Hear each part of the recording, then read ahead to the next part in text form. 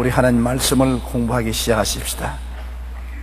디도서 2장 1절부터 오늘 공부하겠습니다. 다 같이 읽으십시다. 오직 너는 바른 교훈에 합당한 것을 말하며.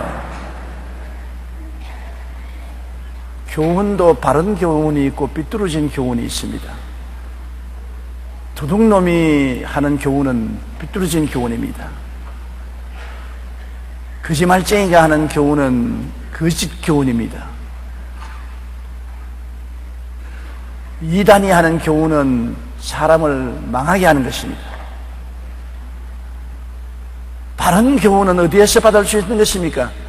우리 사람들은 어느 정도 다 세속에 물들고 마귀의 영향을 받아서 삐뚤어진 관점과 생각을 가지고 있습니다. 완전히 올바른 생각을 가지는 분은 예수님 이외에는 안 계십니다. 우리가 바른 교훈을 얻으려면 성경으로 찾아가야 되는 것입니다. 성경은 하나님이 성령으로 영감해서 주신 말씀이라 하나님은 진리인 것이요 하나님께는 비뚤어짐이 없습니다. 하나님은 빛이시라 그 안에는 어두움이 없나니라고 했습니다. 사람들은 다 그들 속에 어두움이 어느 정도 다 있는 것입니다. 어느 사람 말도 온전하지 못합니다. 다 자기 자랑하지. 우리 대통령 후보 중에 한 분이 자기 자랑을 하다가 혼이 났는데, 그거 있을 수 있는 일인 것입니다. 자기가 도와서 해준 일도 자기가 한 것처럼 자랑을 하다가 요사이는 비디오가 있어가지고서 찰칵 찍혀가지고서 큰 혼이 났는데, 사람들은 모두 다 자기 자랑을 하고 과장해서 말하고 삐뚤어지게 말할 때가 많습니다. 그러므로 사람의 말을 그대로 다 액면으로 받아들이면 안 됩니다. 실제 그렇잖아요. 여러분도 남편에게 거짓말 많이 하지요. 속으로는 거짓말이면서 겉으로는 얼굴에 철판 딱 깔고서 이야기하지 않습니까? 저도 우리 집 사람에게 거짓말 많이 합니다. 얼굴로 철판 깔고 찬방처럼 말하지요. 그러나 속으로는 내가 거짓말한다. 양심의 고통이 오지요. 그래도 빨간 거짓말은 아니니까, 하얀 거짓말이니까. 제가 옛날에 돈이 생기면 전부 월급은 우리 집사람에게로 다 가니까 내게 돌아오는 것이 없어. 한 푼씩 두 푼씩 탔으려니까 굉장히 괴로워요. 왜 그러냐면 돈 좀 달라고 하면 주면 좋겠는데 어디 쓰느냐, 무엇 때문에 쓰느냐, 얼마 쓰느냐 자꾸 물으니까 이거 하루 이틀이 아니고 괴로워 견딜 수가 없어요. 그래서 신방을 하든지 해서 성도들이 얼마 주면은 가지고 와서 전부 책갈피 속에 숨겨놓았어요. 참으로 집안에 숨기려고 하니까 숨길 데가 없을 때다. 침대 밑에 들어봐도 발견될 것 같고, 화장실에 가서 숨겨놔도 발견될 것 같고, 어디 숨길 데가 없어요. 그래서 내 서재 책갈피 속에 다 넣어놓고 필요할 때 쓰는데, 제가 미국에 부흥회를 하는데 연락이 왔어요. 집 이사를 하는데 내 서재를 다 옮기는데 특별히 관심을 가져야 될 것 있으면 말해달라 그랬어. 내가 활짝 뛰면서 내가 올 때까지 이사하지 말라고. 다 이제 덜통나겠단 말입니다. 그러니까 아니야, 이사 꼭 해야 되고 없을 때 이사해야지. 와서 이사하면 복잡하기 때문에 없을 때 이사해야 된다고 결국 고집을 부립니다. 그래서 그날 모텔에 들어서 하나님 책갈피에 있는 돈 안 떨어지게 해주시옵소서. 떨어지면 절단납니다. 절단납니다. 그런데 아닌 게 아니라 이사하는데 그냥 책갈피에서 돈이 떨어졌습니다. 눈이 휘둥그레졌지요. 나는 항상 돈 없다고 하는데 돈이 발각됐으니까 한국에 돌아오자마자 돈을 딱 가지고 이 돈 웬 돈이냐. 그럴 때는 바른 말 하는 것이 제일 좋습니다. 변명할 것 없어요. 내가 당신 몰래 돈 쓰려고 감춰놓은 거다. 그 돈 다 왜 줘? 안 줘? 몰캉 다 뺏겼네요. 그러고 난 다음에는 자, 돈이 생기면 책갈피에도 숨길 수도 없고 포켓도 덜쳐보니까 숨길 수도 없고.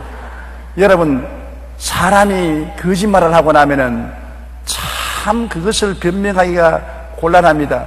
거짓말 하나를 하면 그것을 변명하기 위해서 또 거짓말해야 되고, 또 그것을 변명해서 또 거짓말해야 돼서 기억력이 또래돼야지, 안 그러면 옛날과 다른 말을 하게 돼서 또 발각이 되거든요. 그런데 특별히 여자들은 기억력이 좋아요. 무슨 말하면 당신 전에 이렇게 말했는데 왜 이 말을 이렇게 하느냐고 말이죠. 얼루부리도 안 돼요. 그러므로 거짓말은 안 하는 것이 제일 좋습니다. 무엇 하더라도 참말을 하고 사는 것이 좋은데, 그래도 인생을 사는데 기름을 치고 유하게 하기 위해서 조금씩은 거짓말을 하는 것입니다. 그래서 거짓말을 좀 하더라도 알고서 눈 감아줘야 돼요. 나는 우리 집사람이 저게 거짓말 할 때 알아요. 이제 오래 같이 살았기 때문에 거짓말하면 눈끝이 발발 떨리거든. 아, 거짓말 하는구나. 알아도 모른 척하고, 아, 그래? 그렇군. 그럼 속으로는 거짓말 하지 말아라. 내가 다 안다. 그래도 알고 속아 넘어가주면 편안하지요. 그걸 자꾸 따지면 뭘 하는 것입니까? 큰 손상을 입히려는 것이 아니고 모든 것을 잘하려고 하는 것이기 때문에 그냥 넘어가지요. 그렇기 때문에 인간을 100% 믿을 수가 없어요. 남편이라고 해서 100% 못 믿고, 아내라고 해서 100% 못 믿고, 자녀라고 부모로 100% 어떻게 믿습니까?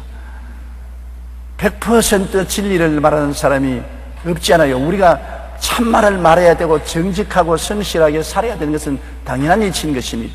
그러나 거기에 미치려고 노력을 하지만은 못 미치는 것이 인간이기 때문에 서로 용서하고 끌어주고 밀어주면서 살아야 되는데, 바른 교훈은 그러므로 성경을 통해서만이 얻을 수가 있는 것입니다. 성경은 거짓말이 없습니다. 진실이 구부러진 일이 없습니다. 하나님 말씀은 살았고 운동력에 의해서 좌우의 날선 검보다 예리하여 혼과 영과 및 골수를 짜게 합니다. 말씀 앞에 있는 우리 모두가 다 뻘거벗은 사람처럼 되는 것입니다. 그러므로 이 디도에게 바울이 말한 것은, 바른 교훈에 합당한 것을 말하는 것은 하나님 말씀을 열심히 읽고 묵상하고 깨달아 알아서 말씀에 서서 교훈을 하라는 것입니다. 하나님 말씀에 이렇게 말하더라. 틀림없는 것입니다. 저도 50년 목회하면서 70이 넘도록 살아와 보니까 과거 경험을 통해서 보니 인간의 생각으로는 어림도 없다는 하나님 말씀이 실제로는 생활해 보니까 그 말씀대로 살면 반드시 축복을 받고 바른 길로 가게 된다는 것을 깨달아 알았었습니다. 말씀은 거짓이 없어요. 말씀 그 자체가 진리이기 때문인 것입니다. 이러므로 여러분께서 모든 일을 말씀에 비추어서 인생을 결정해야 되는 것입니다. 내가 말씀에 기록된 대로 인생을 결정하고 살면 후회하지 않습니다. 그러나 말씀을 뛰어넘어서 인간적인 시시비비를 가리면서 살면 나중에 어려운 고통을 당하게 되는 것입니다. 오직 너는 바른 교훈에 합당한 말을 할 것을 말하며, 2절요. 늙은 남자로는 절제하며 경건하며 신중하며 믿음과 사랑과 인내함에 온전하게 하고. 교회는 젊은 남자만 있는 것이 아니라 늙은 남자도 있지 않습니까? 내가 하와이에서 집회할 때 하와이에 제 3세 한국말을 하는데 나고 와서, 야, 이 늙은 놈아, 그러다가 날 보여. 아주 착한 말을 하는 사람인데, 그러니까 자기 할아버지가 이놈 저놈 하는 그 말을 듣고 이분 저물인 줄 알고 늙은 놈이 젊은 놈 데리고서 골프를 치고 왔다고. 제가 그날 골프를 치고 왔거든요. 젊은 사람들하고 골프를 치고 나보고 왔어. 아, 오늘 늙은 놈이 젊은 놈하고 골프 치고 왔네. 아유, 굉장히 충격을 받았습니다. 그런데 그 사람이 나쁜 사람이 아니에요. 말을 잘못 배워가지고서. 그래서 나중에 누구에게 한국말을 배우니까 할아버지끼리 하는 말을 들었다고.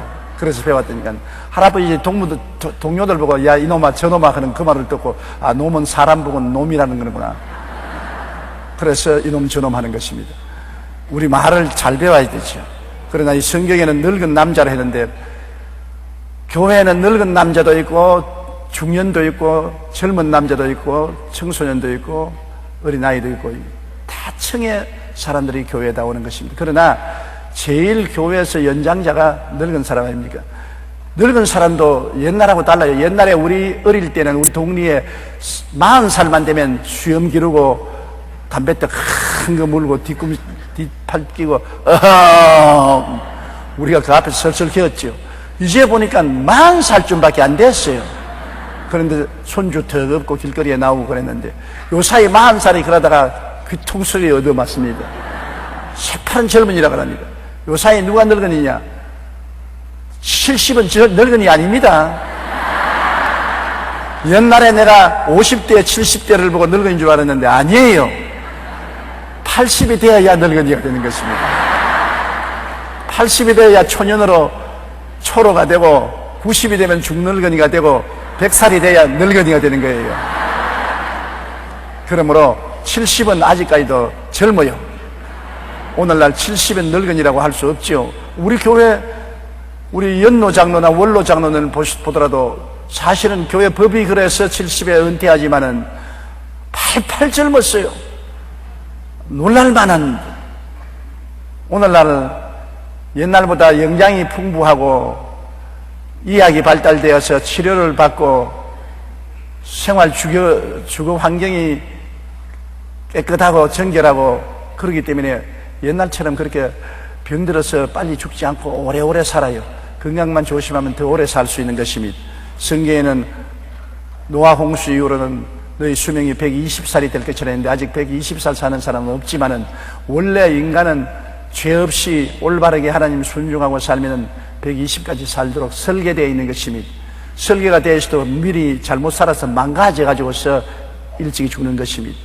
이러므로 여러분도 하나님 앞에 필요 있는 사람이 되면 오래오래 살아도 좋습니다. 우리가 나이가 들수록 인생은 행복해진다고 말합니다. 제가 젊을 때는 노인들이 모여서 장기 떠가 앉았고 농담하고 앉았으면 불쌍한 인생 뭘 가서 바라고 사냐? 멍하니 앉아서 아무것도 바라는 것이 없이 이젠 살았으나 죽었다고 그렇게 생각했습니다. 젊을 때는 노인들 보고 할아버지 할머니 보면 기가 막혔어요. 그런데 내가 노인이 되어 보니까 젊을 때보다 더 편안해요. 왜? 노인이 되니까 젊을 때보다 더 욕심이 없어지는 것입니다. 세상 욕심이 없어지니까 욕심이 우리를 괴롭히지 않습니까? 그리고 세상 정욕이 없어지니까 괴로움이 없어지는 것입니다. 마음의 싸움이 없어지는 것입니다. 그리고 별로 먹고 싶은 생각도 없고 안 먹고 싶은 생각도 없고 그 탐욕이 있으면 사라지니까 마음의 첫째 평안한 것입니다. 노인이 되니까 평안하고 그리고 인생 경험이 깊어지니까 모든 것을 긍정적으로 생각할 수 있는 것입니다. 옛날에는 자꾸 부정적으로 생각하고 원망하고 불평하고 탄식했는데 나이가 늙어 보니까 인생이 다 그저 물을 가듯이 사는 거더라. 슬픔도 있으면 기쁨도 있고 즐거움이 있으면 슬픔도 있고 편안할 때 있으면 고날픔도 있고 인생이 그렇더라. 인생을 긍정적으로 바라보게 되는 것입니다. 부정적으로 바라보지 않게 되는 것입니다. 이러므로 반드시 노인이 되었다고 여러분 슬퍼할 필요 없는 것입니다. 노인이 되면은 육체적인 생활은 점점 사라지지만 정신적인 생활, 영적인 생활이 더 깊어지는 것입니다. 그렇기 때문에 나이 먹는다고 탄식하지 말고 더 긍정적으로 인생을 살면 나이 많아도 편안하게 살 수 있죠. 선교사로 유명한 스탠리 존스 박사는 말년에 자기의 체험을 근거로 노년기에 있는 사람들에게 다음과 같은 것에 유의해야 나이가 들어도 계속 성장할 수 있다고 말했었습니다. 어떻게 하냐면 첫째로 날마다 무엇인가 새 것을 배우려고 힘써라. 노인이 됐다고 아이고 나는 이제는 배우는 거 끝났다. 나는 더 공부할 필요 없다. 그렇게 하면 안 돼요. 노인이 되어도 젊은 때와 똑같이 열심히 배우고 연구해야 되는 것입니다. 80이 되었어도 열심히 연구하고 공부해야 되는 것입니다. 옛날에 일본에 가보니까 80대 노인이 한국어를 열심히 공부해가지고서 80이 넘어서 한국어 통역하는 거 보았었습니다. 여러분이 노인이 되었다고 해서 하고 싶은 일을 안 하면 안 돼요. 미국의 옛날 모세라는 할머니는 80에 처음으로 붓을 들어 그림을 그리기 시작한 것입니다. 손주들이 모여가지고서 붓과 물감을 사가지고 할머니 그림 그려보라고. 한평생 전업주부로 살아서 그림 그릴 줄 모르는데 그려보라고 해서 그림을 그리기 시작했는데 탁월한 재능을 발견하고 80에 그림을 그리기 시작해서 90에 그림 한 장에 수백만 원씩 팔리고 오늘날 미국의 전시장에 그 할머니의 그림이 전시되어 있는 것입니다. 80에 그림을 그리기 시작해서 90이 넘어서 저명한 화가가 된 것입니다. 이와 같이 여러분 늙었다고 해서 몸이 늙었지 마음이 늙은 것도 아니고 정신이 늙은 것도 아닌 것인데 자꾸 마음을 쓰면은 마음이 젊어져요. 그러므로 무엇인지 열심히 하세요. 늙었다고 주저앉아 있어서 포기하면 안 되는 것입니다. 새 것을 자꾸 배워요. 그리고 둘째는 누군가의 친절을 베풀어야 되는 것입니다. 늙었다고 해서 자꾸 대접받으려고 하면 더 늙어지는 것입니다. 내가 대접받으려고 하지 말고 남을 대접하고 친절을 베풀어서 마음도 몸도 늙었다는 생각을 하지 말아야 되는 것입니다. 늙은이 취급을 받으면 점점 더 늙어져요. 내가 왜 늙었어? 내가 왜 대접을 받아? 물 떠올 건 내가 떠먹고, 내가 옷 입을 건 내가 옷 입고, 신발은 내가 간추어 신고, 아직 전부 남보고 와서 도와달라. 신신 껴라, 옷 벗겨라, 옷 입혀라, 양말 신겨라, 양말 벗겨라. 그럼 빨리 캑하고 죽어버리고 마는 것입니다. 젊었다고 생각하고 남을 도와주고 스스로 활기 있게 살아야 인생이 젊어지는 것입니다. 셋째로 소극적이 되지 말라. 늙었으니까 자꾸 뒷자리에 앉는데 소극적으로 하지 말고 적극적으로 해요. 기도도 적극적으로 하고 성경도 적극적으로 가르치고 지역장, 구역장을 맡았으면 늙어서도 열심히 일을 하고 신방도 하고 그리고 말씀도 전가하고 가르치고 귀신도 쫓아내고 병든 자 위해서 안수기도도 해주고 적극적으로 인생을 살아요. 죽을 때까지 열심으로 인생을 살아요. 열심을 버리면 안 되는 것입니다. 죽는 그날까지 열심히 사는 것입니다. 인생이란 나이로 가지고서 따져서는 안 됩니다. 이제는 젊었으나 늙었으나 인생을 사는데 좀 더 육체적인 힘이 있느냐 없느냐 그 차이가 있지 정신은 같은 것입니다. 그렇기 때문에 열심으로 인생을 살아야 되는 것입니다. 그리고 넷째로는 날마다 감사할 조건을 찾으십시오. 이게 우리 노인들이 조심해야 될 것은 늙으면 불평을 많이 합니다. 원망을 많이 하는 것입니다. 가족들에게 대한 불평도 있고 자녀들에 대한 불평도 있고 이웃에 대한 불평과 원망이 있는 것입니다. 그러지 말고 노인이 될수록 잔소리하지 말고 자꾸 감사를 해야 돼요. 매일같이 주위에 감사할 일을 찾아서 그저 감사합니다. 그저 감사하고 긍정적이고 밝고 맑고 환하게 살아야 돼요.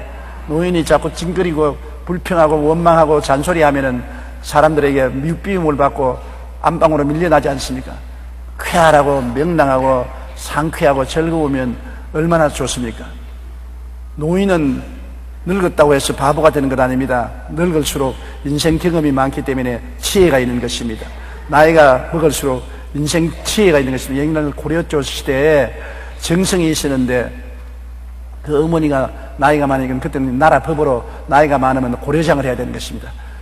굶어지고 산속 깊은 곳에 가서 그냥 며칠 먹을 음식과 양식을 주고는 내버리고 나옵니다. 그러면 그것을 먹고 굶어 죽든지 짐승에 물려 죽는 것입니다.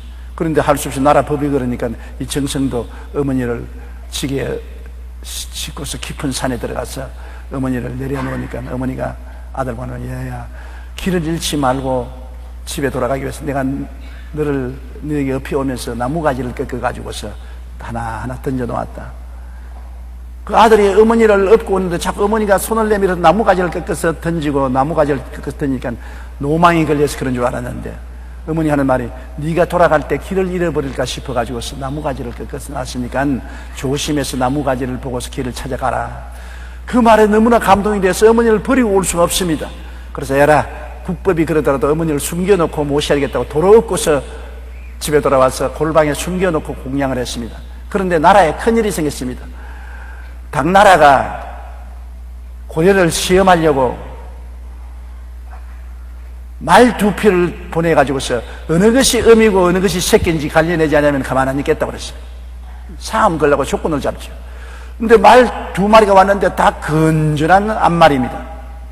어느 것이 음이고 어느 것이 새끼인지 알 수가 없어요. 그래서 조정에서 대신들이 모여서 아무리 구수회담을 해도 알 수가 없어요. 그래서 정성이 집에 와서 고민을 하니까 그 노모가 하는 말이 무엇 때문에 고민하느냐, 정성에 무슨 괴로움이 있느냐. 아니, 아닌 게 아니라 당나라에서 말 2피를 보냈는데 어느 것이 음이고 어느 것이 새끼인지 구별하라고 하는데 우리 눈에는 똑같이 보이기 때문에 구별할 수 없으니까 할머니가, 그 어머니 할 말이 그거 구별하기 쉽다. 말을 2마리 다 며칠 굶겨 놓고 난 다음에 똑같이 여물통에 데리고 오너라. 먼저 먹는 놈이 새끼다. 나중 먹는 것이 애미다. 어떻게 그렇게 합니까? 너는 부모가 되어서 그것도 모르냐? 아무리 굶어도 부모는 음식이 생기면 새끼부터 먼저 먹이고 남는 거 먹는단다. 사람이나 짐승이나 부모와 자식은 같단다. 한번 그래보라.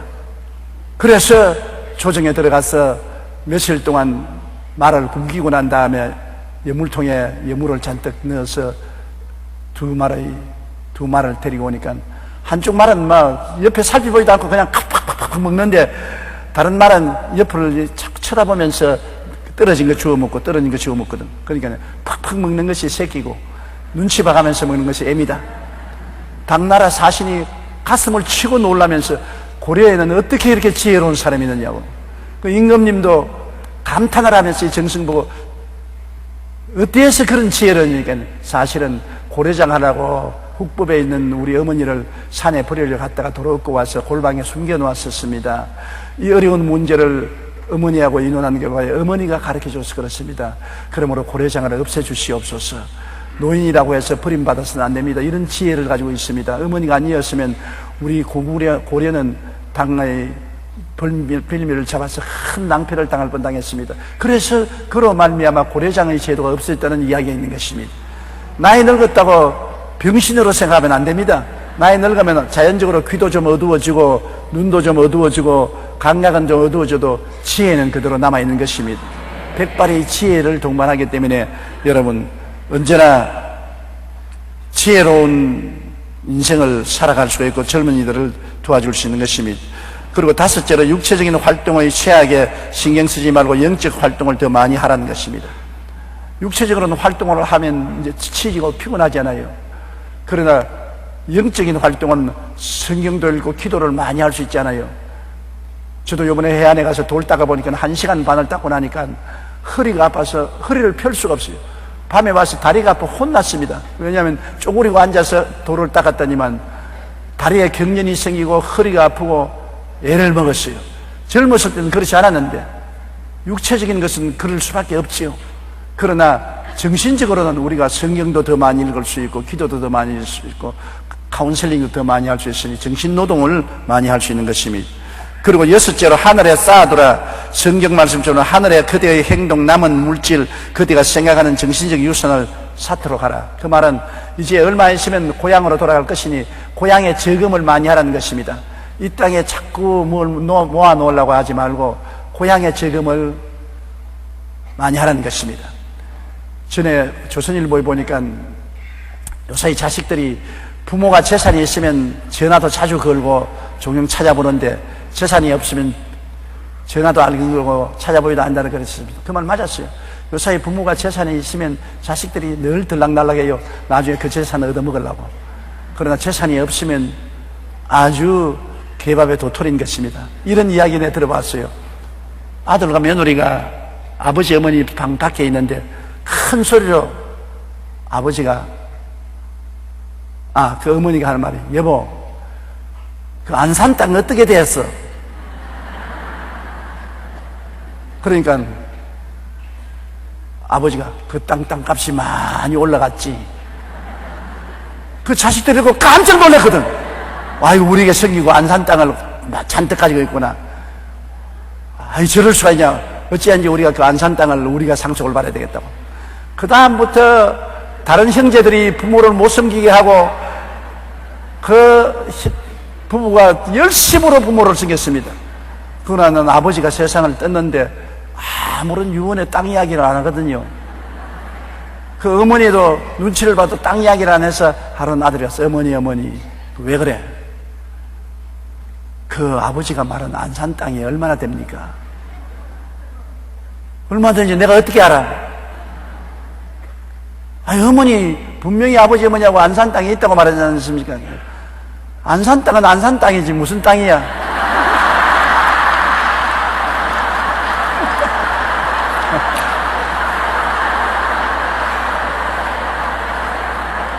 깜짝없이 속아버리고 말한 것입니다. 안산 땅은 안산 땅 아닙니까? 산 땅이 아니잖아요.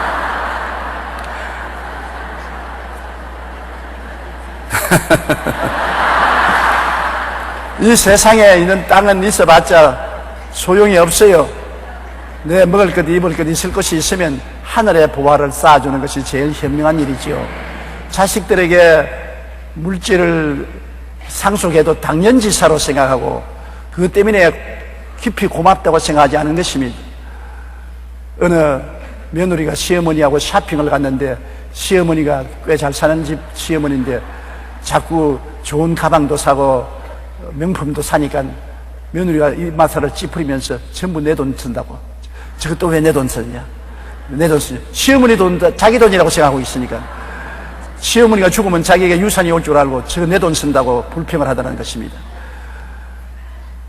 자식들에게 재산 물려줘도 그것으로 말미암아 오히려 더 노력 안 하고 살려고 애쓰고 고맙다고 생각 안 하니까 재산이 있으면 여러분 자신을 위해서 쓰고 그보다 먼저 하늘나라에 쌓아놓는 것이 제일 좋습니다. 천국에 올라가서 여러분의 계좌에 아무것도 없으면 얼마나 부끄럽습니까? 녹도 설지 않고 도둑도 들지 않은 곳에 여러분 계좌가 많이 모여 있으면 하나님이 얼마나 칭찬하시겠습니까? 주의 사업을 위해서 많이 힘쓰다가 천국 가는 여러분 되시기를 바랍니다. 그러므로 늙은 남자로는 절제하며, 절제라는 것은 모든 것에 형평성을 맞추라는 것입니다. 욕심을 버리는 것이 절제인 것입니다. 나이 늙으면, 전에 늙은 우리 선배 목사님을 만났는데 나보고 하는 말이, 늙으면 젊을 때보다 다른 게 뭔지 알아. 무엇인지 가지고 싶어. 쓸데없는 산도 가지고 싶다. 내 이름으로 자꾸 가지고 싶다. 의지할 것도 없으니까 무엇라도 좀 의지하고 싶어서 소유하고 싶은 탐욕이 생긴다. 그렇게 말합니다. 그런데 나는 아직 안 늙은 증거가 나는 가지고 싶은 생각이 하나도 없어요. 자꾸 주고 싶은 생각만 있지 가지고 싶은 생각이 없으니까 아직 안 늙은 줄 생각하는데, 여러분이 무엇이 자꾸 움켜쥐고 싶거든 늙은 줄 아십시오. 절제해서 적당하게, 밥도 적당하게 먹고 잠도 적당하게 자고 생활도 적당하게 하고 소유도 적당하게, 그렇게 해야 하나님 앞에 올바른 삶을 살 수 있다. 늙어서 자꾸 과욕을 하면 안 된다. 늙으면 늙은 대로 그 분수에 따라서 살아야지 욕심을 내면 안 되는 것입니다. 절제는 늙은이만 그런 것이 아닙니다. 젊은이들도 다 절제해야 되지만 늙은이가 더 젊은이보다 욕심이 많다고 합니다. 그러므로 적당하게 절제하면서 살라고 성경은 말하는 것입니다. 늙은 남자로는 절제하며 경건한 것은 거룩하게 사는 것을 말하는 것입니다. 늙어서 추태를 부리면 얼마나 더럽지 않습니까? 젊어서 추태를 부려도 별로 더럽지 않지만 늙어서 추태를 부리고 술 먹고 길거리에서 들어누워서 오줌 싸고 도박하고 다니고 욕설하고 다니면 얼마나 더럽습니까? 늙을수록 더 경건하게 하나님을 섬기고 하나님의 은혜를 받아서 살아야 된다는 것입니다. 신중하고 무언 일에 가볍게 말하지 말고 신중하게 말을 하라. 우리 사람들은 말을 해놓고 나중에 후회할 때가 많습니다. 이 입술이 굉장히 중요한 것입니다. 여러분, 입이 왜 중요하냐? 입을 잘못 놀리면은 마귀의 사슬에 걸립니다. 고기가 왜 낚시에 물립니까? 입 때문에 물리는 것입니다.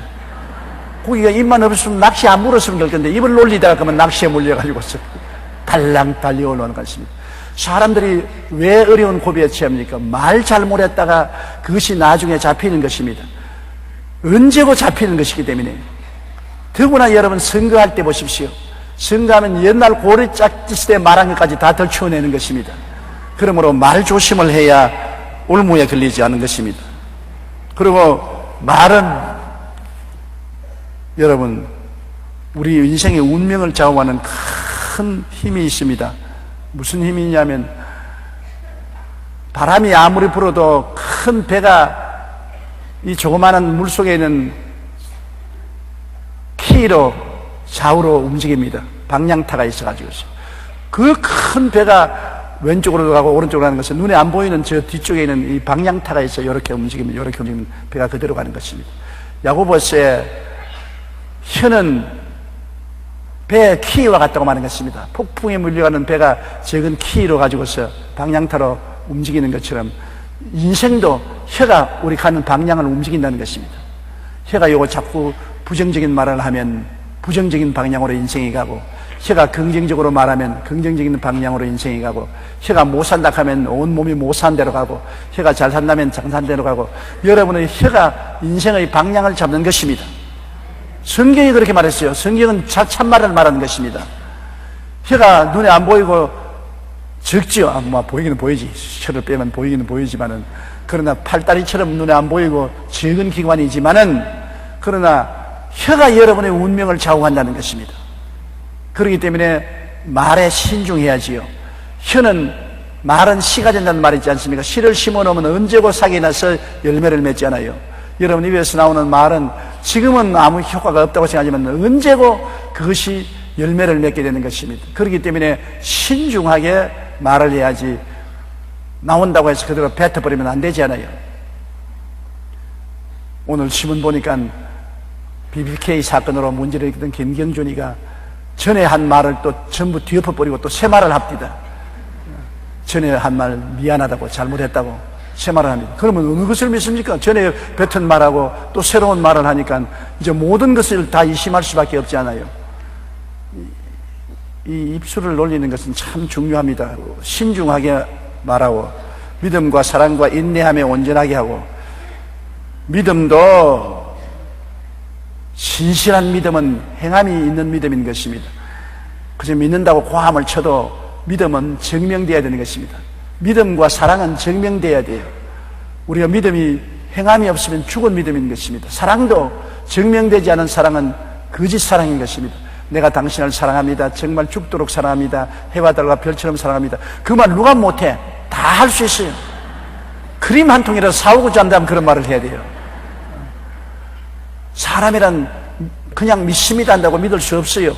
믿음의 증거를 내는데, 우리가 제일 믿음의 증거는 하나님 앞에 물질에 있는 것입니다. 내가 물질을 하나님께 아끼지 않고 드릴 수 있으면 믿음이 있는 사람인 것입니다. 물질을 아껴서 하나님께 드리지 않으면서 하나님 믿는다고 하면 그것은 포장된 거짓인 것입니다. 사랑도 한 가지죠. 사랑도 하나님이 세상을 이처럼 사랑하사 뭐 했습니까? 주셨지요. 사랑은 주는 것입니다. 아무것도 안 주고서 사랑한다는 것은 그건 거짓말인 것입니다. 이러기 때문에 노인이 될수록 더 신중하게 믿는다면 행함이 있는 믿음을 가지고, 사랑한다면 행함이 있는 사랑을 가져야 되는 것입니다. 우리가 애국에 애족한다고 하면서 나라를 사랑하면은 반드시 나라가 큰 어려움에 처했을 때 우리가 가서 몸들이고 시간 들이고 물질 들여서 봉사하고 헌신하는 것도 나라를 사랑한다는 증거가 되는 것입니다. 이러므로 신중하며 믿음과 사랑과 인내함에 온전하게 하라. 믿음도 오래 참아야 되는 것입니다.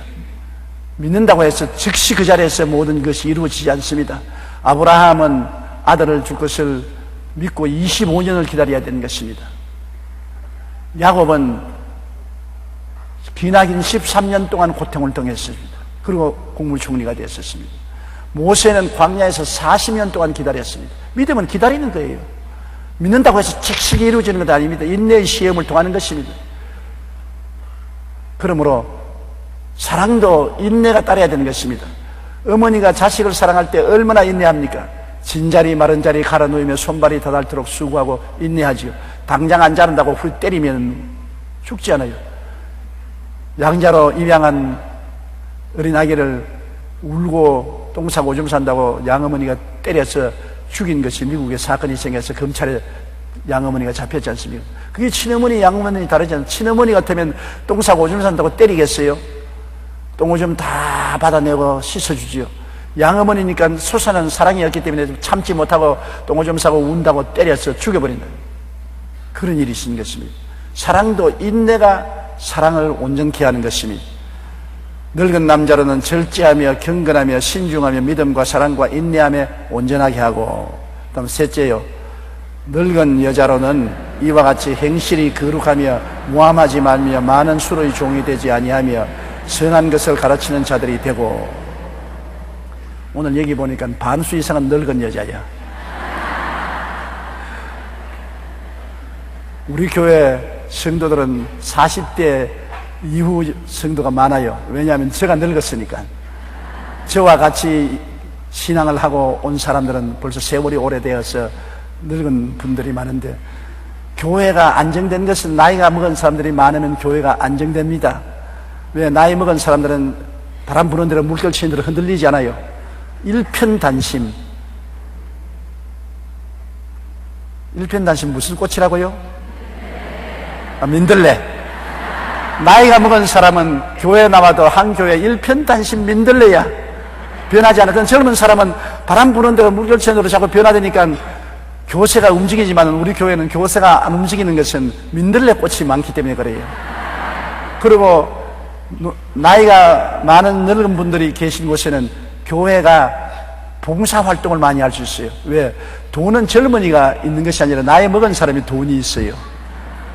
안정된 가정생활을 하고 있는 사람들이 다 나이 먹은 사람이기 때문에 하나님께 11조와 헌금을 많이 드림으로 선한 사업을 많이 할 수 있어 좋은 것입니다. 그리고 또 나이 먹은 사람이 좋은 것은 젊은 자녀들을 많이 전도해서 끌고 나오는 거예요. 젊은 사람은 부모들을 데리고 나오는 게 별로 없지만은 나이 먹은 사람은 젊은 아들, 딸, 며느리, 손자, 손녀들을 교회로 많이 데리고 나오니까 교회 부흥이 잘 되는 것입니다. 그러므로 나이 많은 분들이 교회에 있는 것이 절대로 교회 지장이 되는 것은 아닙니다. 나는 자랑스럽게 생각하는 것입니다. 우리가 나이가 먹어서 천당은 가지만은 그러나 후손들을 다 우리가 드리는 교회로 이끌고 와서 채워놓고 가기 때문에 절대로 빈자리를 남겨놓지 않은 것입니다. 여러분이 꼭 세상 뜰 때는 자녀들 갖다 놓고 마지막 유언을 하세요. 내 죽고 난 다음 내 자리는 너희가 채워라. 다른 데 하지 말고 여의도 순복음교회 가라. 자기 자리는 채워놓아야 될 것 아닙니까?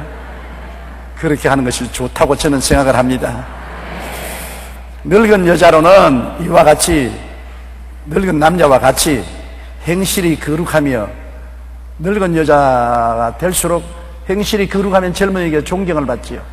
행실이 방종하면 존경을 받지 못하지요. 늙어서 그냥 자꾸 술타령이나 하고 싸움이나 걸고 방종을 하면은 아주 손가락질 받지 않습니까?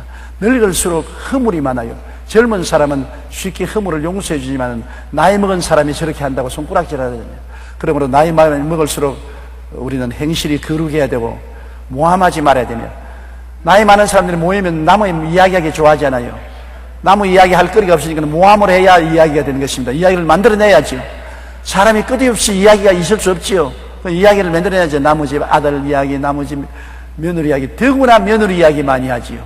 늙은 아주머니들이 모이면은 서로 자기 아들 흉은 별로 안 보고 며느리 흉을 많이 봅니다. 아이고, 교육받은 것들 요새 갖다 놓으니까 아침에 늦잠 자고 아침 식사도 안 해주고, 어떤 부부가 상당히 잘 사는 부부인데 미국에 가서 미국에서 공부하던 여자를 구해서 결혼을 하고 집을 가정을 사는데, 그거 가가지고서 집도 사주고 자동차도 사주고 아들 며느리는 신바람이 났지요. 그런데 그 노인 부부가 아침마다 굶어요. 노인이 되면 일찍 깨지 않아요. 저도 아침 4시 내지 5시면 아무리 잘라도 안 자져요.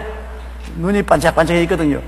그러면 노인들이 예수를 안 믿으면, 예수 믿는 사람은 기도하고 성경 읽는데 예수 안 믿으면 뭘 먹고 싶어요. 아침 일찍부터 군것질을 하고 싶은데.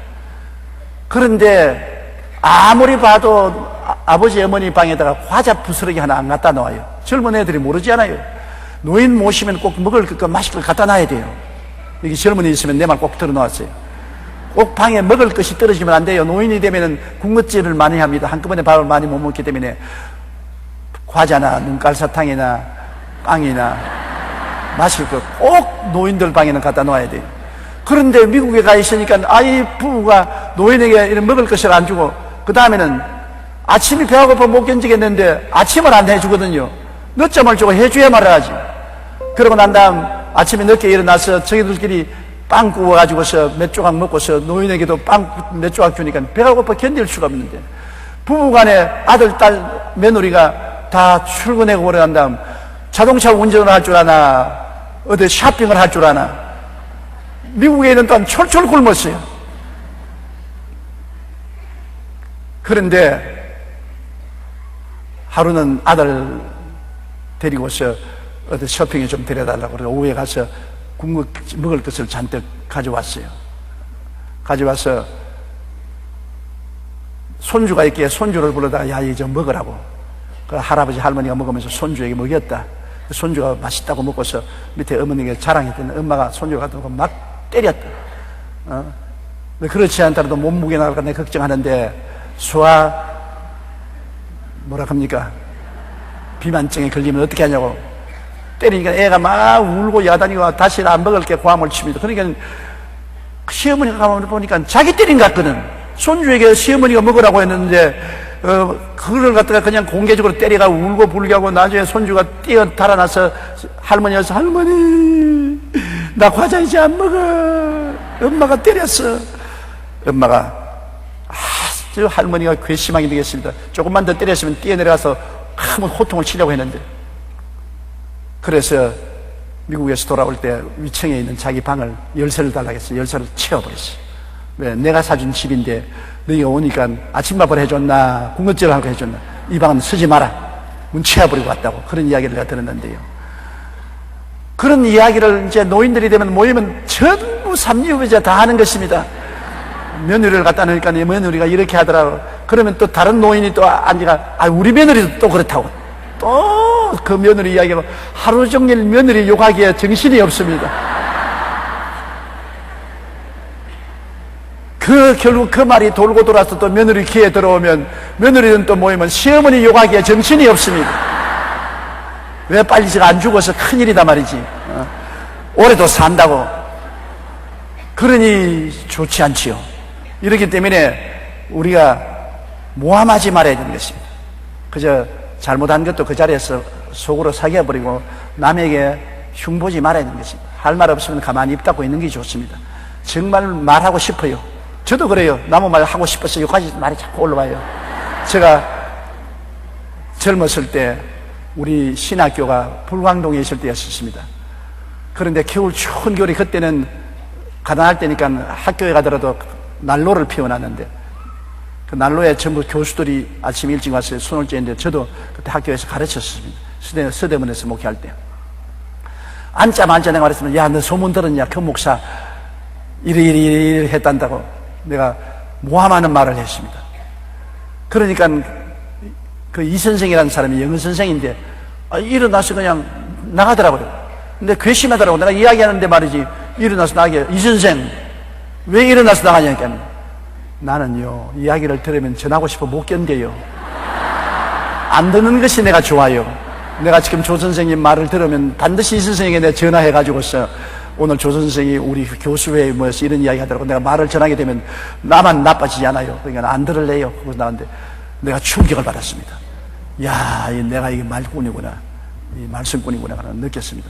그 사람 그 행동이 지금까지도 내 마음속에 박혀 있어요. 정말 올바른 사람이다. 차라리 못 참을 바에는 안 듣는 것이 좋다. 목사 세 사람이 매 월요일마다 모여서 기도회를 하는데 쓸데없는 이야기 많이 하지요. 한 목사님이 우리 오늘 회개를 하자. 우리 회개하고 더 신령한 사람이 되니까 한 사람이 한 말이 나는 사실 정말로 술을 몰래 집에서 목회하면서 마신다. 그러므로 이게 회개해야 된다. 잘못했다고. 그 다음 목사 한 말이 나는 문제가 헌금을 조금씩 또 훔친다. 교회 헌금, 교회 월급이 작으니까 헌금을 조금씩 훔치는데 그 양심에 갇히게 된다. 그러니까 셋째 목사는 나는 나무 말 고자질을 자꾸 하는 죄가 있는데 안녕히 계십시오. 나 가야 가서 고자질 해야 되겠다고. 안녕히 계십시오. 그런데 나가 이 사람이 그 교회 찾아가서 교인들에게 너희 목사 술 마시고 너희 목사 헌금 도둑질 한다고 풍산을 해서 그 목사들이 회개운동으로 모였다가 다 쫓겨났던 말 들었습니다. 이 말 고자질이란 무서워요. 자기는 고자질하고 싶어서 하지만은 다른 사람은 파멸을 당할 수 있는 것입니다. 그렇기 때문에 나무 말 하기를 다 좋아하는 사람에게 쓸데없는 말 했다가 나중에 큰 고통을 당할 때가 많은 것입니다. 모함하지 말아야 되는 것입니다. 그리고 많은 술의 종이 되지 않으면 우리 요사이 한국에 나이 많으신 노인들이 술을 많이 먹지 않아요. 이게 왜 술을 말하냐면 바울이 말하던 그레데섬이나 그렇지 않으면 그 쿠라파에는 물이 나빠요. 물이 아주 나빠가지고서 포도주나 비르를 마셔요. 독일에 가면은 다 비르를 물같이 마시고 불란스와 그타 벨기에나 그런 데를 가면 전부 포도주를 마시지 않습니까? 내가 한번 재미있는 일은 불란스의 이름도 잊어버렸네. 그곳에 가서 대집회를 열었는데 굉장히 집회가 잘 됐어요. 그래서 이제 마지막 날에 그 해변가에 큰 잔치를 베풀고 불란서 목사와 장로들이 다 모였는데 나는 천국 가신 우리 정장로님이라고 했어요. 나 늘 따라다니던 장로님인데 그 장로님과 함께 그 잔치에 참여했는데 전부 한 사람 앞에 포도주 한 병씩을 내주면서 물은 안 줘요. 밥을 먹으면서 목이 메어서 견딜 수가 없는데 그 물을 달라니까 굉장히 얼굴을 찡그리면서 여기는 미국이 아닙니다. 불란서에 오면 불란서처럼 살아야 되고 미국 가면 미국서 살아야지 여기 와서 물 달라고 하지 마시오 그러더라고. 그 다른 불란서 목사들이 다 있는데 나 혼자 잘난 척도 할 수 없고 그래서 겨우 부탁을 해가지고서 물을 조금 얻어서 물을 홀짝 마시는데 자꾸 사람들이 조 목사 그 병 비우라고 그래. 병 비우라고. 근데 불란서에는 어릴 때부터 포도주를 마시게 되면 포도주 한 병 마시도 까딱없는데 나는 그 손댔다가는 큰일 나겠어요. 왜냐하면 내가 독일에서 저녁 먹을 때 비루 한 잔 마시고 난 다음에 방 찾아갔는데 기어서 방 찾아갔다고요. 정신이 아득해가지고서. 원래 나는 술을 좋아하지 않습니다. 할 수 없이 독일에 가서는 독일 사람처럼 하기 위해서 맥주를 조금 먹으면 기어서 가요. 그렇기 때문에 내가 걱정을 하니까 내 같이 가는 우리 정장로님은 알코올 중독자로서 회개하고 예수 믿게 되는 것입니다. 옛날에 완전히 술주정뱅이가 회개하고 예수 믿게 되고 그 다음 나에게 충성을 다했는데 나에게 자꾸 이렇게 해요. 눈을 찡하면서 목사님 술 처리하는 것은 내가 전문가 아닙니까? 목사님 체면 내가 처리해줄 테니까 하나님이 오늘만은 주님을 위해서 내가 포도주를 마시게 했으니까 내게 주십시오. 내게 주십시오. 그래 자기가 한 병을 다 마시고 나면 빨리 내 거하고 바꿔 나가지고 내게 빈병 갖다 놓고 내 건 또 자기가 마시고 그래가지고 나중에 다 회의를 마치고 호텔로 돌아오는데 그래도 까뜩없더라고요. 그래서 그가 하는 말이 내가 알코올을 떠났는데 오늘 주님의 은혜로 하나님 영광을 위해서 포도주를 잘 마셨습니다. 그런 일이 있었어요. 그게 왜냐하면 그 나라에는 물을 안 주기 때문에. 그런데 여자들이 남자들보다 알코올에 약한 것 같아요. 그러므로 물을 안 주기 때문에 포도주나 그런 비류를 마시니까 어찌할 수 없이 임백해지지 않아요. 이래서 나이가 늙어서도 앉으면 서로 포도주나 비류를 많이 마시기 때문에 자연히 술을 마시면 취하게 되고 취하게 되면은 정상적인 어느 행동을 하지 못하므로 여기에서 더구나 여성들 술을 많이 마시지 말라고 말한 것입니다. 우리 통계에도 보면은 오늘날 우리 한국에도 여성 알코올 중독자들이 많이 생긴다고 했는데요. 오늘 한국의 알코올 중독자의 20%가 여성이라고 말한 것입니다. 한국보건사회연구원에 따르면 성인 여성 중 알코올 중독자 환자는 1998년에 3.1%, 2001년에 10.5%로 3년 사이에 3배가 증가했습니다. 2005년에는 11.1%로 증가했습니다. 전문가들은 500여만 명의 알코올 중독 환자 중에 20%인 100만 명 정도가 여성이라고 말했습니다. 왜 그러냐면 우리 한국 여성들은 우울증에 많이 빠져요. 가정이나 생활 환경 속에서 마음에 스트레스를 받고 우울증에 많이 빠지는데 그 우울증을 치료하기 위해서 또 여성이 사회 진출이 활발해지면서 긴장이 많고 해서 그 긴장을 풀기 위해서 알코올을 많이 마시게 해서 알코올 중독자가 많아진다고 하는 것입니다. 그래서 우리 한국에도 여성들이 알코올 중독이 안 되도록 많이 조심해야 되는 것입니다. 우울증이나 스트레스를 기도하고 찬송하고 하나님께 맡김으로 고쳐야지 일시적으로 알코올로 와서 고치려고 하면 순간적으로는 마음의 스트레스가 풀린 것 같지만 더 큰 스트레스에 걸리게 되는 것입니다. 더 큰 고통에 걸리게 되는 것입니다. 하나님의 은혜로 고쳐야지 세상에 술로서 고치면 안 되는 것입니다. 그러므로 술의 종이 되지 아니하며 선한 것을 가르치는 자들이 되고, 선한 것이 뭡니까? 예수님과 하나님이 선한 분인 것입니다. 물론 세상에서 착하고 선한 사람들도 있지만 가장 선한 것은 하나님과 예수님인 것입니다. 어떤 사람이 예수님께 나와서 선한 선생이 어찌하여 영생을 얻을 수 있느냐, 예수께서 네가 왜 나를 선하다고 하느냐, 선한 분은 한 분밖에 없으니 하늘에 계신 하나님이라고 말했습니다. 하나님과 그 아들 예수님과 성령 삼위일체 하나님만이 선한 것이니 복음을 가르치는 여자들이 되라는 것입니다. 4절요. 그들로 젊은 여자들을 교훈하되 그 남편과 자녀를 사랑하며. 이제 늙은 여인들은 젊은 여자들을 교훈하되 남편과 자녀를 사랑하라는 것입니다. 이건 뭐 다 마땅히 알 것 아닙니까? 가정이 이루어지려면 남편과 자녀를 사랑하지 않고 가정이 이루어지지 않는데, 요 사이는 가정이 많이 파괴되지 않습니까? 우리 어릴 때는 이혼이라는 것이 상상할 수 없었습니다. 이혼이라는 말도 안 들어본 것 같아요. 결혼하면 어레이 사는 줄 알았습니다. 우리 동네에 보면 남편이 아주 술망태기가 되고 집안 살림을 하나도 안 돌봐도 부인은 그 남편을 모시고 일생을 사는 것을 많이 보았었습니다. 그리고 어떤 남자는 아주 고약해서 부인을 아주 맹태 패듯이 팹니다. 그래도 그렇게 얻어맞고도 이혼 안 하고 살았어요. 왜냐하면 그때 사회에서는 더 유교적인 사상이 강하고 봉건주의 사상이 강하기 때문에 이혼이라는 것은 없고, 아예 시집 가면 그 집에 귀신 돼야 그렇게 되기 때문에 이혼이라는 말 못 들었는데, 이제 여권이 신장되고 여자가 교육을 많이 받기 때문에 권리 주장을 많이 하므로 그런 고통받고 살려고 하는 사람은 누가 있습니까? 요 사이는 여권들이 굉장히 세서 잘못하다가 남편 큰일 나요. 내가 오늘 우리 동리에 투표하러 가니까 참관인이 전부 여자띠다. 남자들은 투표소 앞에 한 사람 딱 앉아있고, 표 받는 사람도 전부 여자고, 그 검사하는 분도 전부 여자야. 그래서 내가 여성천하다. 점점 여성들이 교육을 많이 받고, 더구나 여성들이 남성들보다 적극적이지 않습니까? 옛날에 봉건주의 사회에도 실제로 억압되어서도 보통 점잖은 집안에는 여자들이 살림을 다 하지 않아요. 남자는 나이 먹으면 안방에 문 있고 아래채에 내려가서 그 기스만 했지, 안방에서 호령을 다 하는 것입니다. 종들 다 불러가지고 다 부리고, 혹시 아랫방에 있는 영감이 안방에 아내 만나려면은 미리 연락을 하고 허락을 받아야 안방에 들어갈 수 있습니다. 옛날에도 여자가 권세가 있어요. 아담과 하와의 인생의 진로를 누가 결정했습니까? 하와가 결정했지 않습니까?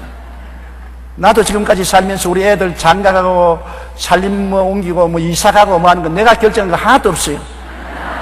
말해봤자 본전도 못 찾아요. 그냥 시킨 대로 따라가는 거지. 허수아비지, 허수아비. 정종 내가 그랬는데 우리 가정에서 내가 머리다, 내가 가장이 되니까 우리 총장은 말이에요. 나는 당신 목이요. 머리 달려봤자 내가 운전하는 것이니까. 그러니 뭐 목에 달린 머리 무슨 소용이 있습니까? 한 가정도 여성이 올바르게 쓰면 가정이 다 올바르게 쓰고, 사회와 국가도 여성이 올바르게 쓰면 사회와 국가가 올바르게 쓰는 것입니다. 남자들 앞에 와서 큰 소리 꽝꽝 해도 뒤에 운전수는 여자인 것입니다. 미국에는 영어로 백시트 드라이버라고 있습니다. 운전자가 핸들을 잡고 있으면서 운전을 치지 않는 뒤에 앉은 부인이 오른편으로 가세요, 왼편으로 가세요, 속도 줄여, 브레이크 밟아, 신호등 자세히 보라고. 그 앞에 운전만 떼어 잘지, 뒤에서 운전하는 것은 다 부인이 운전하는 거거든요. 백시트 드라이버는. 그런 영향력을 부인이 가지고 있어요. 어찌할 도리가 없는 것입니다. 그렇기 때문에 젊은 며느리들을 누가 교훈합니까? 시어머니가 요새 교훈을 해도 안 듣지만은, 그러나 교훈은 시어머니가 하는 것입니다. 시아버지가 며느리 교훈하는 분 거의 없어요. 시아버지가 며느리 사랑하다가 잘못하면 들키면 혼쭐이 나는 것이니까 방에 가서 안 얻어맞으려면은 며느리 사랑한다고 하지 말아야 돼요. 그런데 이 시어머니가 며느리를 교훈해도 요새는 며느리가 똑같은 여인으로서 안 들어주는데 교훈을 들어줄 세상이 아니지요. 그러나 여기 성경에 있는 말하는 것처럼 젊은 여자를 교훈하는 것은 경험이 많은 친정어머니나 시어머니가 교훈을 해야. 친정어머니가 교훈하는 것은 딸들이 잘 들어요. 실제 성경에도 남자가 그 부모를 떠나 여자와 연합하여 한 몸을 이룰지라 그렇게 말했었습니다. 성경 말씀대로 보면은 처가 살해하라는 것입니다. 남자가 그 부모를 떠나서 여자와 연합을 했습니다. 여자는 처갓집 아닙니까? 그래서 원래 성경에는 아들이 장가 들면은 집을 떠나서 처갓집에 들어가서 여자와 연합하여 한 몸이 되라고 해서 처가 살해하라고 말해 놓은 것입니다. 오늘날 실제로 보면은 처가살이 하는 사람들이 굉장히 많아요. 처갓집에 가서 자기 집 살 때까지 붙어서 얻어먹는 것입니다. 나는 어떤 한 집에 보니까는 맏딸도 신랑 데리고 그 집에 와 있고, 둘째 딸도 신랑 데리고 그 집에 와 있고, 식구가 그냥 딸네집 식구로서 꽉 들어찼어요. 그래도 별 도리 없지 않습니까? 그런데 마음이 편안한 것이 처갓집에 가면 편안해요. 나도 옛날에 내 본가에서 있는 것보다도 우리 최자실 목사님 집에 가는 게 더 편안합니다. 더 허물이 없고요. 그러니까 처갓집에 가는 것이 편안하고 살기가 좋으니까 처갓집에 가는 것입니다. 이래서 친정어머니가 교훈을 많이 하지요. 미국에도 가장 큰 농담이 장모 농담만 하면은 온 청중들이 다 웃습니다. 왜냐하면 미국의 가정을 파괴하는 주 원인자가 장모입니다. 장모가 한번 와서 선선하고 가면 가정의 대판 싸움이 일어나는 것입니다. 장모가 그만큼 부인에게 영향력을 많이 끼치기 때문에 미국에 있는 남자들은 장모를 굉장히 싫어합니다. 어떤 경찰서에서 한 집에 전화가 왔어요. 여보시오, 당신 장모가 탄 차가 백색 색깔을 한 차입니까? 백색 색깔 맞죠? 그 차가 잘못 운전해서 벼랑에 떨어져서 바다로 떨어졌는데 어떻게 할까요? 적당히 처리하십시오. 그런데 바다에서 건져보니까 전복이 하나 그 몸에 붙어있는데 어떻게 할까요? 전복은 떼서 보내주십시오. 그렇게 할 정도로 미국 사람들은 장모를 싫어하는 것입니다. 우리 한국은 달라요. 사위 사랑은 장모라고, 장모가 사위 사랑을 해주지 않습니까? 미국에는 그렇지 않아요. 그만큼 어머니가 딸에 대한 영향력은 굉장히 강합니다. 그렇기 때문에 시집간 딸을 잘 교육시켜서 남편을 사랑하고 자식들을 사랑하도록 여러분 가르쳐야 되는 것입니다. 가서 자꾸 남편 흉보고 시집 흉보고 그렇게 하면은 가정을 못 살게 하는 것입니다. 시어머니들은 말해봤자 며느리가 속으로 삐죽삐죽하고 안 듣지만 친어머니는 잘 들으니까 친정어머니 된 여러분 딸을 잘 교훈해서 남편 사랑하고 자식 사랑하도록 그렇게 교훈해야 되는 것입니다. 이제는 옛날과 같이 사랑이라는 것이 그냥 상전과 종의 복종 관계가 이루어지는 것이 사랑이 아닙니다. 이제는 함께 동등한 인권을 가지고서 주고받고 하는 것이 사랑인 것입니다. 요사이 어느 남자가 자기 부인 보고 종처럼 부리려고 하다가 성공하는 사람이 있겠습니까? 잘못하다가 얻어맞지. 옛날에는 부인이 남편 못 때리지만 요새는 부인에게 얻어맞는 남자 많지 않아요. 얻어맞기만 합니까? 밥도 굶지. 제일 나이 먹어서 겁나는 것은 부인이 고음국 하나 끓여놓고 난 다음에 딱 노트를 냉장고에 붙이는 길을 나 우리 친구들하고 일주일 동안 여행하고 올 테니까 고음국 먹으라고 떠나버립니다.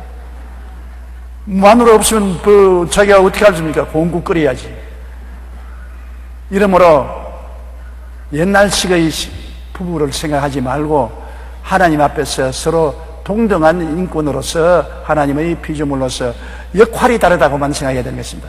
남편은 남편으로서 역할이 있고 아내는 아내로서 역할이 서로 다를 뿐이지 둘이가 함께 손잡고 인생을 뛰는 것입니다.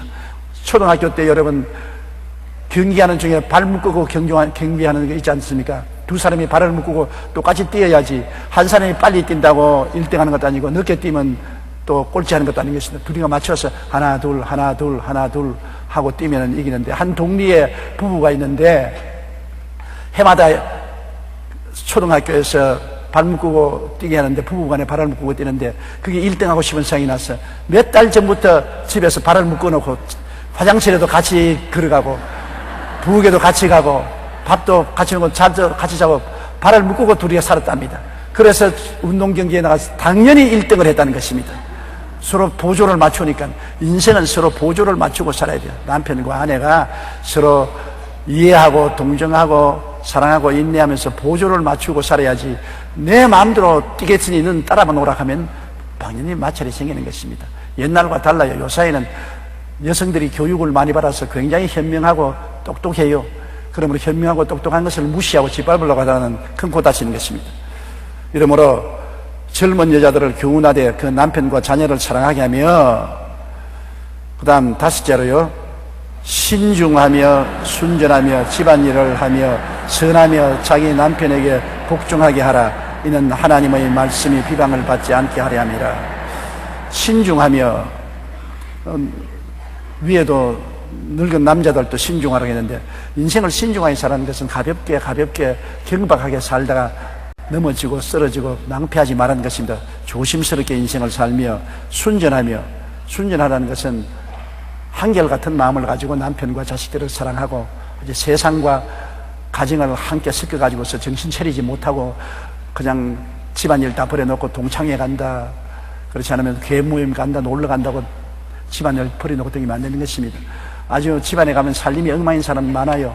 가면 아침 먹고도 그릇 안 씻고, 저녁에 또 먹을 것인데 뭘 지금부터 씻어? 안 씻은 그릇들을 쌓아놓고 빨래하는 것이 구석구석에 빨래가 쌓여있고, 그냥 집안 청소도 잘안하고 하는 그런 여자들 요사이 굉장히 많아요. 소위 말하는 신식 교육을 받은 사람들, 일하기 싫으니까 그냥 온 집안을 갖다가 아주 쓰레기 더미로 만들어 놓고 살아요. 남편도 또 익숙해져가지고 쓰레기 더미 같이 살아요. 우리는 도저히 그건 못 봅니다. 우리는 자다가도 신문지가 삐뚤어졌으면 일어나서 바로 나와야 잠이 오지, 삐뚤어진 걸 못 봐요. 사람 성격 따라 다르겠지만은, 그러므로 순전한 마음은 진실하고 올바르게 살고 세상과 혼탁하게 살지 말라는 것입니다. 순전하며 집안일을 하며, 내 말하는 그대로 아닙니까? 집안일을 잘하라고. 설거지도 좀 하고 집안 소재도 좀 하고 집이 깨끗하게 해서 살만한 곳을 만들어야죠. 선하며, 이거는 정말 여성들이 훈련해야 되는 것입니다. 악한 여자는 무섭습니다. 독한 여자. 악하고 독한 여자 만나면 인생 절망인 것을 알아야 돼요. 왜냐하면 여성들은 말 잘하지 않아요. 나는 한 번도 여성하고 말다툼해서 이겨본 적이 없습니다. 얼마나 말을 잘하는지 미리 싸움하기 전에 내가 연습을 많이 했어요. 내가 논리를 해서 내가 서론은 이렇게 말하고 이론은 이렇게 말하고 결론은 이렇게 말하면 내가 이긴다고 했는데, 말마다 책이 잡혀가지고 스치고 말해요. 그러니까 선한 여자를 만나면 이해를 하고 부드럽게 대해주면 괜찮은데, 악하고 독한 여자 만나면 이해도 안 하고 동정도 안 하고 싸납게 핥히고 달라들면 살 수가 없어요. 성경에는 그런 말 많이 했습니다. 싸움 잘하기 원하는 여자하고 큰 집에서 소고기 먹고 사는 것보다도 홀로 산속에서 초가집 짓고 사나물 먹고 사는 게 좋다고 말합니다. 그러므로 남자들보다 여자들 무섭습니다. 선한 여자는 보배 덩어리입니다. 황금입니다. 그렇기 때문에 결혼할 때 인물만 보고 결혼했다가는 큰일 납니다. 인물 뒤에 독사가 들어있는 사람 많아요. 사람의 성품을 봐야 되는 것입니다. 성품이 선하고 착한 사람은 모든 일에 선하고 착해요. 그러나 성품이 독한 사람은 아무리 인물이 아름답고 몸매가 좋아도 나중에는 그것이 나타나서 불행하게 만들고 말합니다. 젊은이들은 자꾸 인물을 중심으로 보는데, 인물은 늙으면 다 쭈그러지면 50대쯤 되면 똑같아요. 50대 되는 사람 보세요. 다 둥글둥글둥둥 하지. 그게 특별한 인물이 어디 있습니까? 잠시 있다가 사라지는 안개와 같는 것입니다. 마음은 영원히 계속해요. 선하고 착한 마음은 얼마나 아름다운지 몰라요. 그러므로 이것도 성격이 태어나면서 선해야 되겠지만은 후천적으로도 노력을 해야 되는 것입니다. 자기 남편에게 복종하며, 이게 복종하라는 것은 하나님 말씀을 쫓아서 남편을 잘 섬기라는 것입니다. 복종하라고 해서 종처럼 복종하라는 말은 아닌 것입니다. 나는 미국의 어느 남자가 정신병이 걸렸어요. 수술을 하고 나면 낫지 않고 정신병이 걸려서 집에 왔는데, 부인을 보고 강요를 하는 것입니다. 나가서 몸을 팔아서 돈을 벌어오라고 강요를 하는 것입니다. 그러면서 부인이 안 하겠다고 하니까 성경 말씀에 아내들아 남편에게 복종하기를 죽게 하라 했다. 그러므로 몸 팔아라. 남편이 막 칼을 들어대고 하니까 할 수 없이 남편 지켜보는 가운데서 창녀촌 앞에 가서 사람을 유인하는데, 마침 처음 유인한 것이 경찰관을 유인을 했어요. 그 자리에서 직속 체포가 되었습니다. 그래서 신문을 해본 결과에 남편이 정신병에 걸려서 강요를 하기 때문에 할 수 없이 나왔던 살고 무죄 백방이 되었는데, 남편도 정신병원에 입원하게 되고. 여러분, 남편에게 복종하라고 하는 데서 몸 팔라고 하는데도 그것도 복종하라고, 도둑질하라고 하는데도 복종을 하면 안 되잖아요. 주님께 복종하듯이 남편에게 복종하라. 하나님의 도를 따라서 남편의 말에 복종하는지, 하나님을 저버리고 복종하는 것은 아닙니다. 오늘 교회 가지 마라. 예, 복종하지요. 11조 내지 마라. 예, 복종하지요. 오늘 세속적인 파티에 참석하러 가자. 예, 복종하죠. 그러면 그거는 복종이 아니라 반역인 것입니다. 하나님의 뜻을 따라서 복종하는 것입니다. 남편들도 하나님의 뜻을 따라서 아내에게 순종하고, 아내들도 주의 법도를 따라서 남편에게 복종했지, 주님의 법도를 버리고 복종하는 말은 아닌 것입니다. 그러면 큰일 나지요. 그래서 하나님 안에서 사랑으로 서로 끌어주고 밀어주는 것입니다. 그러므로 여기서 복종이라고 해서 종으로서 복종하는 건 아닙니다. 주님 안에서 복종하는 것은 사랑으로 복종하는 것입니다. 남편도 사랑으로 아내를 감동해서 따라오게 하고, 아내도 남편을 사랑함으로 밀어주는 것이, 사랑이 없는 복종은 종의 관계입니다. 노예의 관계입니다. 부부간은 노예가 아니지 않습니까? 사랑이 없는 복종은 복종이 아닙니다. 그것은 노예 관계인 것입니다. 가장 중요한 것이 예수를 믿고 하나님을 사랑하고 그 다음 아내와 남편을 사랑하는 것입니다. 그리고 서로 복종하는 것입니다. 사랑이 있어야 복종이 가치가 있는 것입니다. 이는 하나님의 말씀이 비방을 받지 않게 하려면, 여기 보십시오. 우리의 사는 모든 것이 하나님 말씀의 영광이 되도록 사는 것입니다. 우리 예수 믿는 사람들이 왜 서해안에 가서 봉사를 해야 되는 것입니까? 이 어려울 때 교회와 성도들이 먼저 나가서 헌신하고 봉사하면 안 믿는 사람들에게 하나님의 영광이 되기 때문에 그런 것입니다. 아, 예수 믿는 사람 다르다. 예수 믿는 사람들이 헌신하고 봉사하니까 참 좋은 일이다. 하나님의 영광을 위해서 하는 것입니다. 먹든지 마시든지 자든지 깨든지 무슨 일을 하든지 우리는 하나님의 영광을 위해서 살아야 되는 것입니다. 우리 자신을 위해서 살아서는 안 되는 것입니다. 우리가 하나님을 위해서 마음을 비워버리면 하나님이 우리에게 행복과 기쁨으로 채워주는 것입니다. 내 자신을 위해서 육신의 정욕과 안목의 정욕과 이세계 장악을 따라서 나를 채우고 욕심을 부리면 절대로 행복하지 않습니다. 여러분, 부자가 행복하느냐, 명예로운 자가 행복하냐? 행복하지 않습니다. 마릴린 몬로가 말하겠습니까? 나는 한없는 사랑을 원했지만은 나를 한없이 사랑해주는 사람이 없어서 죽는다고. 그가 자살할 때 그렇게 말했습니다. 온 세상의 남자들을 뇌살시키고 매스컴에 각광을 받는 그가 행복했느냐? 얼마나 불행했기에 자살했습니까? 해밍웨이 같은 사람은 노벨 문학상을 타고 돈도 많고 지위와 명예가 있는 분으로 큐바에 별장을 궁궐같이 지어놓고서 장가를 이혼을 2번이나 하고, 그래도 너무 불행해가지고서 사냥총으로 머리에 대고 방아쇠를 당겨서 자살했었습니다.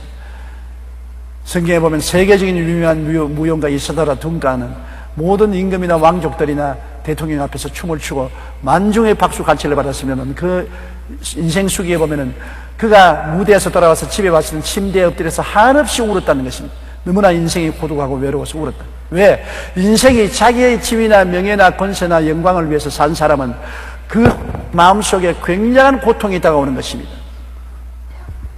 사람은 하나님의 생명을 받아야 살게 되어 있는 것입니다.